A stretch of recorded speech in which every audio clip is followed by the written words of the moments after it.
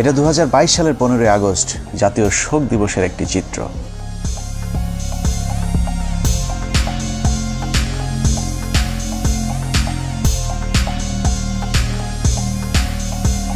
শোকে মুহ্যমান জাতির শোককে শক্তিতে রূপান্তর করে তার প্রদর্শনও দেখিয়েছে বিভিন্ন জায়গায়। খিচুড়ি নিয়ে মারামারি সহ 15 আগস্ট উপলক্ষে তোলা চাঁদাবাজির টাকা নিয়েও কামড়াকামড়ি করেছে শেখ মুজিবের আদর্শিক পুতুরেরা।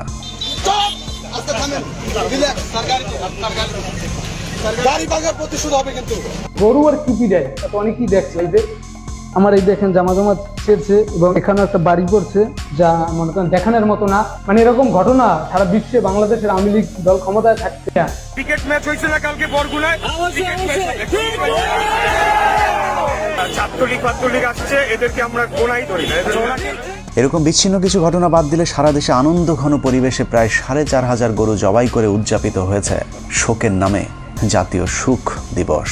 সারাদিন আনন্দ উল্লাস শেষে আওয়ামী নেতারা রাতে মদ বা মাদক সেবনের মাধ্যমে শেখ মুজিবের আত্মার শান্তি কামনাও করেছেন বিভিন্ন জায়গায়। সেই সাথে শেখ মুজিবকে জাহান্নামের সর্বোচ্চ জায়গায় রাখার জন্য মহান রাব্বুল আলামিনের কাছে ফরিয়াদ জানিয়েছেন শেখ মুজিবের উম্মতেরা। বঙ্গবন্ধুকে আল্লাহ যেন জাহান্নামের ভালো জায়গায় স্থান করে দেয়, আল্লাহ যেন তাদের মুনাজাত কবুল করেন। আশেকানদের এরূপ ভালোবাসায় পীর সাহেবের বাস কোন দিক দিয়ে কয়টা ঢুকছে সেটা একটু অনুমান করতে থাকুন। আমরা ততক্ষণে একটু 1975 থেকে ঘুরে আসি।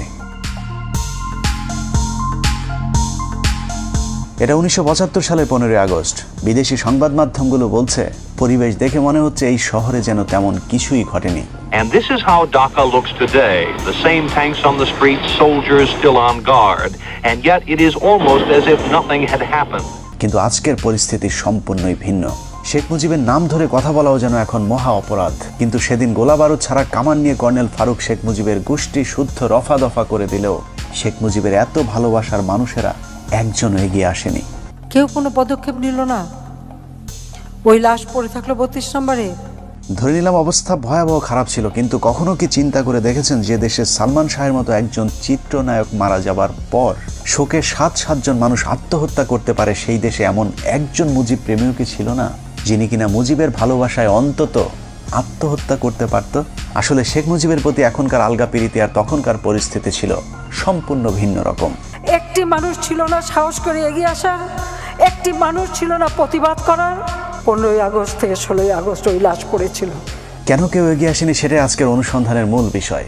আজকে যারা শেখ হাসিনাকে দেখছেন তাদের অনেকেরই ধারণা শেখ হাসিনা খারাপ হলেও মুজিব খুবই ভালো মানুষ ছিলেন, কিন্তু বাস্তবে শেখ হাসিনা তার পিতার ডুপ্লিকেট কার্বন কপি। দুজনেই পেছনে তেল নিতে পছন্দ করতেন, কিন্তু সমালোচনা সহ্য করতেন না। এই যে নতুন সিস্টেমে যাচ্ছি আমি। হাসিনার মতো শেখ মুজিবুর দুর্নীতিবাজ, তেলবাজার, চোর বাটপার নেতাদের কাছে রেখে যোগ্যতা সম্পন্ন সৎ মানুষগুলোকে সরিয়ে দিয়ে নিজের বিপদ নিজেই ডেকে এনেছিলেন। মেজর ডালিম বলছি, শেখ মুজিব ও তার খুনি দুর্নীতিবাজ সরকারকে উৎখাত করা হইয়াছে। এ বিষয়ে সংবিধান, সাংবিধানিক আইন ও রাজনীতি বাংলাদেশ প্রসঙ্গ বইয়ের 52 নম্বর পৃষ্ঠায় বলা হয়েছে, স্বাধীনতা পূর্ব মুজিব আর প্রধানমন্ত্রী হিসাবে মুজিবের মধ্যে রয়েছে আকাশ পাতাল পার্থক্য। বঙ্গবন্ধু হিসাবে মুজিব ছিলেন চমৎকার, কিন্তু প্রধানমন্ত্রী হিসাবে অত্যন্ত দুর্বল। সেই সরকার অনেক ভুল করেছে এবং সেটা আমাদের অর্থনীতিতে ভীষণভাবে আঘাত করে। বইটির 161 নম্বর পৃষ্ঠায় বলা হয়েছে, মুজিব সারা জীবন গণতন্ত্রের জন্য সংগ্রাম করেছেন, কিন্তু ক্ষমতায় যাবার পর তিনি গণতন্ত্রকে প্রাতিষ্ঠানিক রূপ দিতে চাননি। এভাবে স্বাধীনতা পূর্ব বঙ্গবন্ধু আর স্বাধীনতা পরবর্তী স্বৈরাচার মুজিবের মাঝে বিস্তর ফারাক দেখা যায়। The Awami League cadres were armed and the opposition political movement were harassed. Sheikh Mujib প্রসঙ্গে সেক্টর কমান্ডার মেজর জলিল তার অরক্ষিত স্বাধীনতায় পরাধীনতা বইয়ের 35 নম্বর পৃষ্ঠায় লিখেছেন, মুক্তিযুদ্ধের জনক হিসেবে পরিচিত মুজিব মুক্তিযুদ্ধের চেতনায় পুরোপুরি বিশ্বাসী ছিলেন না বলেই মুক্তিযুদ্ধের পর তার মধ্যে পরিলক্ষিত হয় মারাত্মক দ্বন্দ্ব আর অস্থিরতা, যে কারণে তিনি কখনো রাষ্ট্রপতি আবার কখনো প্রধানমন্ত্রী হয়েছেন। মুক্তিযুদ্ধ শেষ হবার পর দেশে ফিরেই শেখ মুজিবের মাথায় কিভাবে ক্ষমতাকে কুক্ষিগত করা যায় সেই চিন্তায় ঘুরপাক খাচ্ছিল, যে কারণে মুজিবনগর সরকারের সিদ্ধান্ত অনুযায়ী শেখ মুজিব রাষ্ট্রপতি। তবে তার অনুপস্থিতিতে সৈয়দ নজরুল ইসলামকে সরিয়ে তার রাষ্ট্রপতি হবার কথা, কিন্তু শেখ মুজিব রাষ্ট্রপতি না হয়ে প্রধানমন্ত্রী হতে চাইলেন, কারণ প্রধানমন্ত্রীর ক্ষমতা রাষ্ট্রপতির চাইতেও বেশি। 10 জানুয়ারি ভারত থেকে ফিরে ঢাকা বিমানবন্দর থেকে ট্রাকে করে রেসকোর্স ময়দানে যাওয়ার পথেই মুজিবুর রহমান তাজউদ্দিনের কানে কানে বললেন, তাজউদ্দিন, আমি কিন্তু প্রধানমন্ত্রী হব। যে তথ্যটি তাজউদ্দিন আহমেদের মেয়ে শারমিন আহমেদ তার লেখা তাজউদ্দিন আহমেদ নেতা ও পিতা বইতে উল্লেখ করেছেন। যেই কথা সেই কাজ। মুজিবনগর সরকারের অস্থায়ী সংবিধান বাতিল করে 11 তারিখে নতুন সংবিধান আদেশ জারির পর 12 তারিখে তাজউদ্দিনকে সরিয়ে প্রধানমন্ত্রীর চেয়ারে বসেন শেখ মুজিব।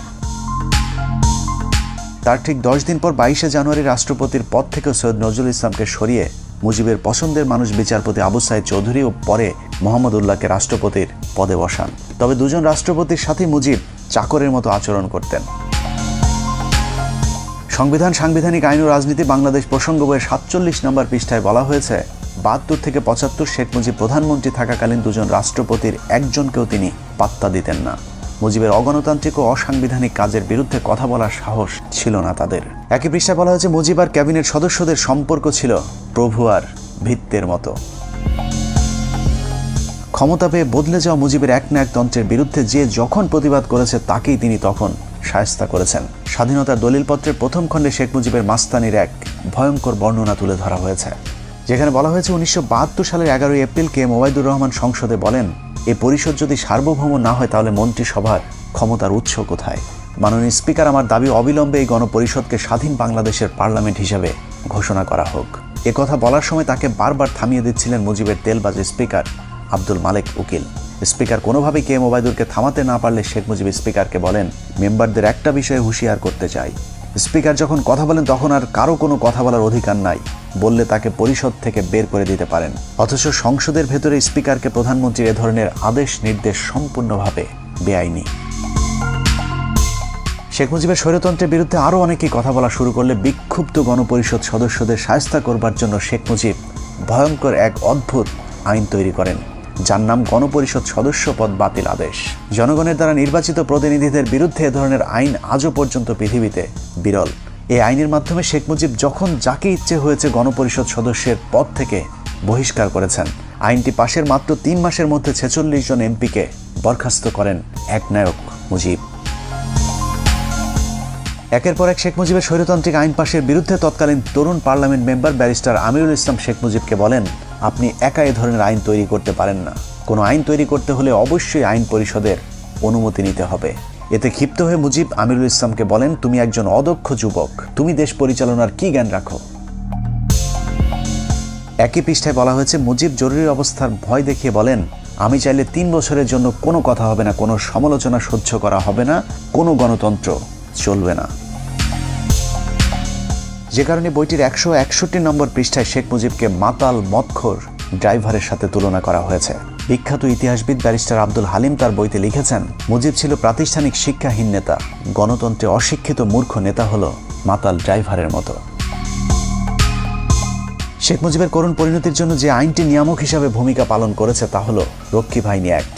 1972 সালের 8 ফেব্রুয়ারি ভয়ঙ্কর জাতীয় রক্ষী বাহিনী আইন পাশের মাধ্যমেই সেনাবাহিনীকে খেপিয়ে তুলেছিলেন Mujib.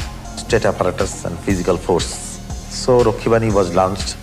The Awami League cadres were armed, and the opposition political movement were harassed.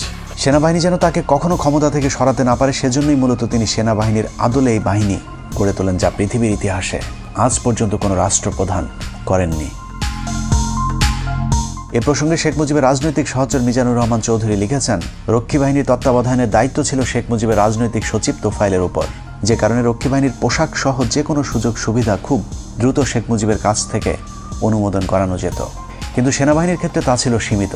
সামরিক বাহিনীর প্যাটার্নে রক্ষী বাহিনী গঠন হলেও তাদের কর্তব্য পালনে কিংবা ক্ষমতা প্রয়োগের উৎস হিসেবে সংসদের কোনো আইন ছিল না। এক পর্যায়ে রক্ষী বাহিনীকে আইন শৃঙ্খলা রক্ষায় পুলিশের মতো দায়িত্ব দেওয়া হয়, বিশেষ করে জাসদ কিংবা চীনপন্থীদের অর্থাৎ ভারত বিরোধীদের দমন করার জন্য নামানো হয়। কিন্তু এ কাজে গিয়ে তারা যে বাড়াবাড়ি করে তাতে জনগণের কাছে আতঙ্কের এক মূর্ত প্রতীক হয়ে দাঁড়িয়েছিল রক্ষী বাহিনী। পাশাপাশি সেনাবাহিনীরও হিংসার পাত্র হয়ে দাঁড়ায়। কেউ কেউ এমন কথা বলেছে যে এর চেয়ে পাকিস্তান আমলই তো ভালো ছিল।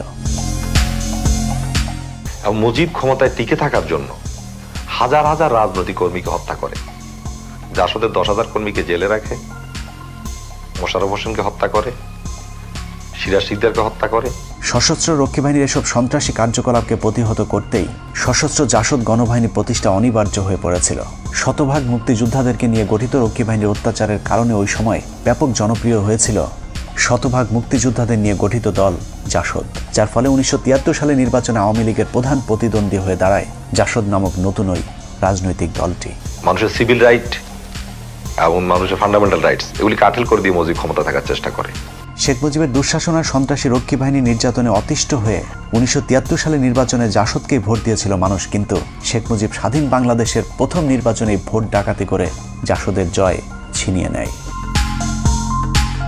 সংবিধান, সাংবিধানিক আইন ও রাজনীতি বাংলাদেশ প্রসঙ্গ বইয়ের 51 পৃষ্ঠায় শেখ মুজিবের ভোট চুরির এক অকল্পনীয় বর্ণনা দেওয়া হয়েছে, যেখানে বলা হয়েছে 1973 সালে নির্বাচনে ভোট গ্রহণ শেষে যখন বেতার টিভিতে ফল ঘোষণা হচ্ছিল, তখন আওয়ামী লীগ যখন দেখল তাদের প্রথম সারির কয়েকজন নেতাই পরাজিত হয়েছে, তখন তাদের মধ্যে আতঙ্ক কাজ করেছিল, যে কারণেই তারা মিডিয়া কুয়ের আশ্রয় নেয়। কেন্দ্রীয় প্রচার কমিটিকে বাদ দিয়ে গণভবনের কন্ট্রোল রুমে ফলাফল প্রচারের দায়িত্ব নিয়ে ভোট গণনা বন্ধ করে দেওয়া হয়। আওয়ামী লীগের কতিপয় নেতাকে জোর করে জেতানোর জন্য কয়েকটি কেন্দ্রে হেলিকপ্টার পাঠিয়ে সেখানকার ব্যালট বাক্স ছিনিয়ে এনে নতুন ব্যালট রেখে আসা হয় ভোট কেন্দ্রগুলোতে। সর্ববৃহৎ ভোট পেয়ে আমার বাবা পুরো বাংলাদেশের মধ্যে সর্ববৃহৎ ভোট পেয়ে এমপি হয়েছিল এবং বিবিসি থেকে ডিক্লেয়ার দিয়েছিল। কিন্তু শেখ মুজিব উঠে সহ্য করতে না পারে আমার বাবার বিরুদ্ধে যে দাঁড়াছিল এম সিদ্দিক, ও মাত্র 10,000 ভোট পাইছিল, আমার বাবা পেয়েছিল 90,000 ভোট। তারপরে ওকে ডিক্লেয়ার দিছে, আমার বাবাকে বল প্রয়োগ করে এবং ঘেরাও, ও আমার বাবাকে বাড়ির মধ্যে ঘেরাও রেখে এই কাজটা করা হয়েছিল। ভোট ডাকাতির মতো 1973 সালে নির্বাচনে শেখ মুজিবই প্রথম বিরোধী প্রার্থীকে গুম করার নজিরও স্থাপন করেন। 73 নির্বাচনে শেখ মুজিব 4টি আসনে মনোনয়ন জমা দেন। এর মধ্যে ভোলার জাসদ নেতা ডাক্তার আজহারউদ্দিন ছিলেন শেখ মুজিবের শক্তিশালী প্রতিদ্বন্দ্বী, যে কারণে মুজিব তাকে মনোনয়নপত্র জমার দিনই অপহরণ করে ওই আসনে বিনা প্রতিদ্বন্দ্বিতায় জয়লাভ করেন। ওই সময় গণকণ্ঠ পত্রিকাটি ব্যাপক জনপ্রিয় এবং সরকারের সমালোচক ছিল, যে কারণে পত্রিকাটির নির্বাহী সম্পাদক আফতাব উদ্দিনকে জোর করে গাড়িতে তুলে চোখ বেঁধে নিয়ে যায়।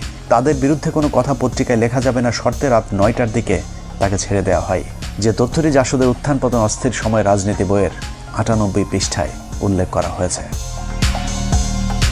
জাতীয় নির্বাচনের মতো সব নির্বাচনেই ভোট চুরিতে জড়িত ছিল মুজিব ও তার পরিবার।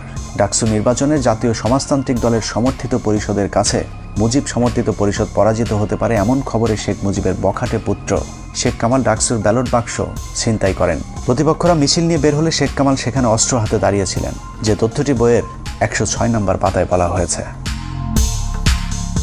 শেখ কামাল যে রাতে ব্যাংক ডাকাতি করতে গিয়ে গুলিবিদ্ধ হয়েছিল, সেদিনও শেখ মুজিব বলেছিলেন শেখ কামালকে তিনি হাসপাতালে দেখতে যাবেন না, কিন্তু ওই সময়ের পুলিশের আইজিপি তার এক ডায়েরিতে উল্লেখ করেছেন 2 দিন পর শেখ মুজিব তাকে ঠিকই হাসপাতালে দেখতে গিয়েছিলেন। যদিও শেখ হাসিনা ইদানিং ব্যাংক ডাকাতির ঘটনাটিকে ষড়যন্ত্র বলে দাবি করে থাকেন। কামালকে তো ব্যাংক ডাকাতি মানালো, যে মিথ্যা অপপ্রচার কিভাবে দিয়েছিল। শেখ কামালের এসব সন্ত্রাসী কার্যকলাপকে মুজিব কতটা প্রশ্রয় দিতেন তার বর্ণনা দেওয়া হয়েছে বইটির 106 নম্বর পাতায়। বলা হয়েছে ঢাকা বিশ্ববিদ্যালয়ের ইতিহাসে এটি ছিল কলঙ্কজনক একটি দিন। একটি বিশ্ববিদ্যালয়ের ছাত্র সংসদ নির্বাচন সরকার বিরোধী ছাত্র সংগঠন জিতে যাবে, এটা মেনে নেয়ার মতো উদারতাও আওয়ামী লীগ সরকারের ছিল না। ঢাকা বিশ্ববিদ্যালয়ে তখন শেখ মুজিব একজন সমোচা মার্কা উপাচার্য নিয়োগ দিয়েছিলেন, যার নাম অধ্যাপক মুজাফফর আহমদ চৌধুরী। তার কাছে সাধারণ ছাত্ররা ভোট ডাকাতির বিষয়টির বিচার নিয়ে গেলে তিনি কোনো ব্যবস্থা নিতে অপারগতা জানান। এর পুরস্কার হিসেবে কিছুদিনের মধ্যে মুজাফফরকে শেখ মুজিব টেকনোক্রেট মন্ত্রী হিসেবে শিক্ষা মন্ত্রণালয়ের দায়িত্ব দিয়েছিলেন। মুখে বড় বড় কথা বলার ভেতরে দুর্নীতিবাজদেরকে প্রশ্রয় দেয়া, এটাই ছিল শেখ মুজিব। এভাবেই ভোট চুরির মাধ্যমে ক্ষমতায় আসার পর আওয়ামী এমপিরা লাগামহীন দুর্নীতির মাধ্যমে দেশকে দুর্ভিক্ষের দিকে ঠেলে দেয়, যে কারণে 1974 সালে দেশে ভয়াবহ দুর্ভিক্ষ দেখা দেয়। তবে আওয়ামী লীগের লোকেরা তখনও ঠিক এখনকার মন্ত্রীদের মতো বেহেস্তে ছিলেন। বাস্তবে দোজকে থাকা মানুষদেরকে তখনও বেহেস্তে আসি বলতে বাধ্য করা হতো। দুর্ভিক্ষ নিয়ে সরকারের সমালোচনা করলেই চলতো তার উপর নির্যাতন। ভাত দে হারামজাদা, তা না হলে মানচিত্র খাবো। আলোচিত কবি রফিক আজাদ শেখ মুজিবকে উদ্দেশ্য করে ভাত দে হারামজাদা কবিতাটি পাঠ করলে তাকে জেলে পাঠিয়ে দেন শেখ মুজিব। ইংল্যান্ডের লোক কষ্টে আছে, অন্যান্য দেশের তুলনা করলে আমরা পাকিস্তানের 37%, আমরা তো সুখে আছি, বেহেশতে আছি বলতে হবে। বর্তমানের হাসিনা সরকারের মতোই মুজিব সরকার দেশের দুর্ভিক্ষ নিয়ে মশকরা করতেন। বিদেশি একজন সাংবাদিক মুজিবকে প্রশ্ন করেছিলেন মানুষ খাবার পাচ্ছেন না। জবাবে মুজিব বলেন এই সবই গুজব, আমরা ফ্রিতে মানুষকে খাবার দিচ্ছি বলেই মাত্র 27,000 মানুষ মারা গিয়েছে, তা না হলে কয়েক মিলিয়ন মানুষ মারা যেতে পারত। it seems that many people, perhaps tens of thousands of people, are simply not getting food in this country. It's not correct. Then people, 27,000 people could not even die. 27,000 মানুষ মারা যাওয়াকে শেখ মুজিব কিছুই মনে করেননি, যে কারণে 1974 সালের দুর্ভিক্ষের পর সারা দেশের মানুষ মুজিব সরকারের বিরুদ্ধে ক্ষোভে ফুঁসে উঠেছিল। শেখ মুজিব তখন বুঝতে পেরেছিলেন দেশে গণতন্ত্র থাকলে বেশি দিন আর ক্ষমতায় থাকা যাবে না, যে কারণে তিনি বলেছিলেন আমাদের যে অবস্থা, আগামী নির্বাচনে আমরা 25-30টির বেশি আসন পাব না, তখন স্বাধীনতা বিরোধীরা আমাদেরকে কচু কাটা করবে। এই উপলব্ধি থেকে শেখ মুজিব জোর করে ক্ষমতায় থাকতে বাকশাল গঠনের পরিকল্পনা হাতে নেন। আজীবন ক্ষমতায় থাকার এরকম অগণতান্ত্রিক পরিকল্পনার সাথে আওয়ামী লীগ নেতারাও এক হতে পারেননি, কিন্তু যারাই বাকশালের বিরোধিতা করেছিল তাদের অবস্থা কতটা দুর্বিষহ হয়েছিল তা ওই সময়ের বিভিন্ন রাজনীতিবিদদের বক্তব্যে উঠে এসেছে। Mujib Saab went for Bakshal, which means one leader, one party, one country. Mizanur Rahman Chowdhury তার রাজনীতির 3 কাল বইতে লিখেছেন 1975 সালের 21শে জানুয়ারি সংসদীয় দলের শেষ বৈঠকে শেখ মুজিব বাকশালের পক্ষে কে কে আছে তা জানতে চেয়ে সবাইকে হাত তুলতে বলেন। বেশিরভাগ ভয়ে হাত তুলল মিজানুর রহমান চৌধুরী হাত না তুলে বক্তব্য দেওয়ার জন্য উঠে দাঁড়ালে শেখ মুজিব তাকে উচ্চ স্বরে ধমক দিয়ে বলেন, তুই বস, তুই বস। মিজানুর রহমান বসে পড়ার পর তাকে হাত তুলতে বললেও তিনি মুজিবের কথা শোনেননি। এরপর সংসদ থেকে বেরিয়ে বাসায় গিয়ে জানতে পারেন শেখ মুজিব স্বরাষ্ট্রমন্ত্রী মনসুর আহমেদকে নির্দেশ দিয়েছেন মিজানুর রহমানকে কিছুদিন জেলে আটকে রেখে তার মাথা ঠান্ডা করবার জন্য। বাকশালের মাধ্যমে শেখ মুজিবের শেষ পরিণতি ঘটবে এটা সবার আগে বুঝেছিলেন তাজউদ্দিন আহমেদ। তিনি মুজিবকে বলেছিলেন, মুজিব ভাই, এজন্যই কি আমরা 24 বছর সংগ্রাম করেছিলাম? দেশ যেভাবে চলছে আপনি থাকবেন না, আমরাও থাকবো না। এদেশ চলে যাবে রাজাকার আল বদরদের হাতে। ব্যারিস্টার মইনুল পরিকল্পনা করেছিলেন অন্তত 25 জন এমপিকে যদি গোপনে বাকশালের বিরুদ্ধে দাঁড় করানো যায় তাহলে 4র্থ সংশোধনী পাশ করতে পারবে না। এই পরিকল্পনা শেখ মুজিব জেনে যাবার পর সংসদে ঘোষণা দেন বাকশালের বিরুদ্ধে কোনো এমপি বিরোধিতা করলে তাদেরকে জবাই করে টুকরো টুকরো করে কুকুর দিয়ে খাওয়ানো হবে। এভাবে ক্ষমতার লোভে সংসদ, সংবিধান, আইন, বিচার, শাসন সবকিছুকেই কুক্ষিগত করে দেশকে এক নরকে পরিণত করেছিল শেখ মুজিব।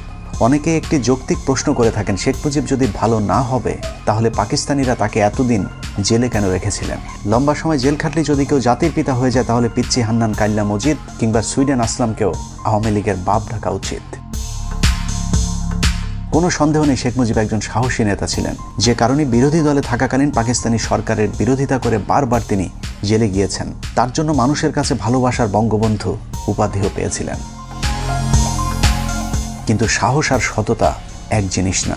পৃথিবীর যত চোর, বাটপার, বদমাইশ, সন্ত্রাসী আছে তারা সকলেই অবশ্যই সাহসী। শেখ মুজিব সাহস দেখিয়েছিলেন কিন্তু ক্ষমতায় যাবার পর তার সততা দেখাতে পারেননি, যদিও মুখে তিনি সবসময় সততার বুলি আওড়াতেন। তুমি যখন শাসন করবা সোহাগ করতে শেখো, তাদের দুঃখের দিনে পাশে দাঁড়িয়েও।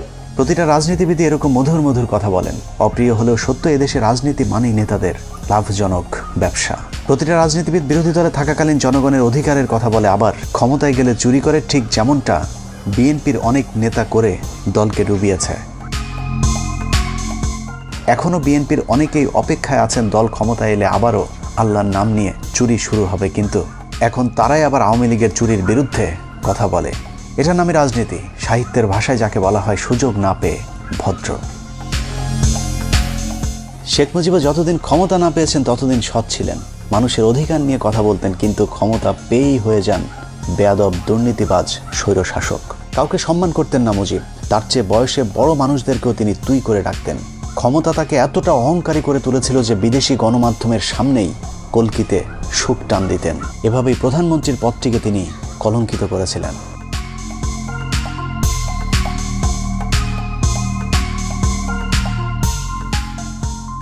এসব কারণে মুজিবের মৃত্যুতে কেউ এগিয়ে আসেনি। সারা দেশের মানুষ মিষ্টি বিতরণ করে খেয়েছিল।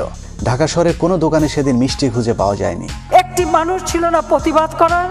কেন করতে পারেনি? এত বড় সংগঠন, এত সমর্থক, এত লোক, কেউ তো একটা কথা বলার সাহস পায়নি।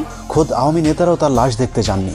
এতদিন মুজিবের চামচামো করা স্পিকার আব্দুল মালেক উকিল বলেছিলেন জাতি ফেরাউনের কবল থেকে মুক্তি পেল। মুজিবের কাছের সহচর আতাউর রহমান খান 15 আগস্টকে নাজাত দিবস ঘোষণা করেছিলেন।